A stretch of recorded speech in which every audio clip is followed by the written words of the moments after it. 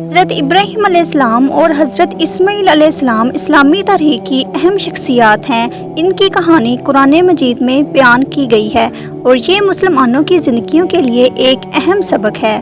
حضرت ابراہیم علیہ السلام کو ایک نبی اور خلیل اللہ یعنی اللہ کے دوست کے طور پر جانا جاتا ہے۔ آپ جناب محمد صلی اللہ علیہ وآلہ وسلم اور تمام بڑے بڑے انبیاء کے جد اعلیٰ ہیں، اس لیے آپ کو ابو الانبیاء یعنی نبیوں کا باپ بھی کہا جاتا ہے۔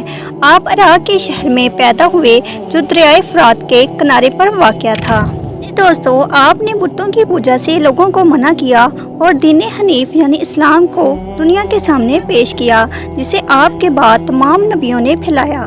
جناب اسماعیل اور جناب اسحاق علیہ السلام آپ کے بیٹے اور مشہور نبی تھے۔ ہمارے پیارے نبی صلی اللہ علیہ وآلہ وسلم جناب اسماعیل علیہ السلام کی اولاد میں سے تھے۔ پیارے دوستو، حضرت ابراہیم علیہ السلام کی زندگی میں بہت سارے واقعات ہوئے، لیکن یہاں ہم ان کی ایک اہم کہانی پر توجہ دیں گے جو ان کے پیارے بیٹے حضرت اسماعیل علیہ السلام کے ساتھ جڑی ہے۔ بہت سالوں قبل حضرت ابراہیم علیہ السلام کو خدا کا حکم آیا کہ وہ اپنے پیارے بیٹے حضرت اسماعیل علیہ السلام کو مکہ شریف لے جائیں اور وہاں ان کی قوم کو وحی کا پیغام پہنچائیں۔ حضرت ابراہیم علیہ السلام بہت خوشی سے اس کے حکم کو مان گئے اور آپ اپنے پیارے بیٹے حضرت اسماعیل علیہ السلام کو 7 سال کی عمر میں مکہ شریف لے گئے۔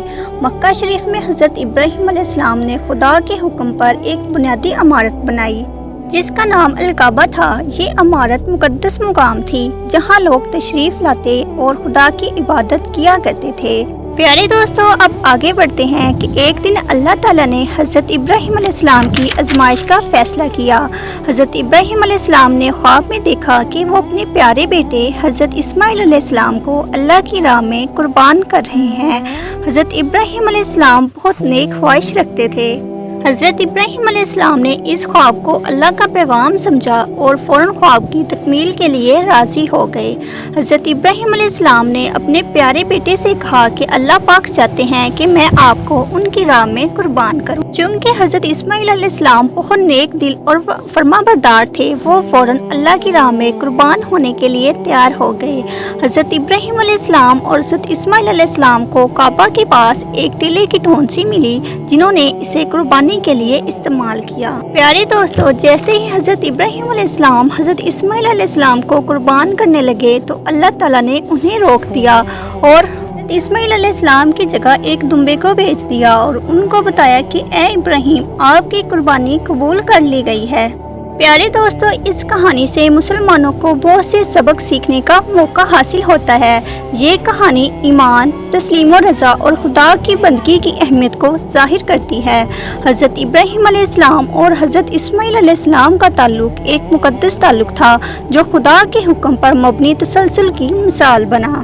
حضرت ابراہیم علیہ السلام اور حضرت اسماعیل علیہ السلام کی کہانی اردو زبان میں اسلامی تاریخ کا ایک اہم حصہ ہے۔ اس لیے نہ صرف مسلمانوں کو یہ معلوم ہوتا ہے کہ ان کے دل میں کتنا ایمان تھا، بلکہ یہ بھی بیان ہوتا ہے کہ ایمان کا تسلسل کتنا اہم ہے اور خدا کی رضا کے لیے ہمیں ہر گھڑی تیار رہنا چاہیے۔ پیارے دوستو، اختتامی طور پر حضرت ابراہیم علیہ السلام اور حضرت اسماعیل علیہ السلام کی کہانی ہمیں مشکل مصائب کا سامنا کرنے کی اور صبر و استقامت کی سیکھ دیتی ہے۔ آپ دونوں نے اپنی زندگیوں کو خدا کے حکم پر چلنے کی مثال قائم کی اور ہمیں یاد دلایا کہ ہمیں ہر صورت مشکلات کا سامنا کرتے ہوئے ایمان اور استقامت برقرار رکھنا چاہیے۔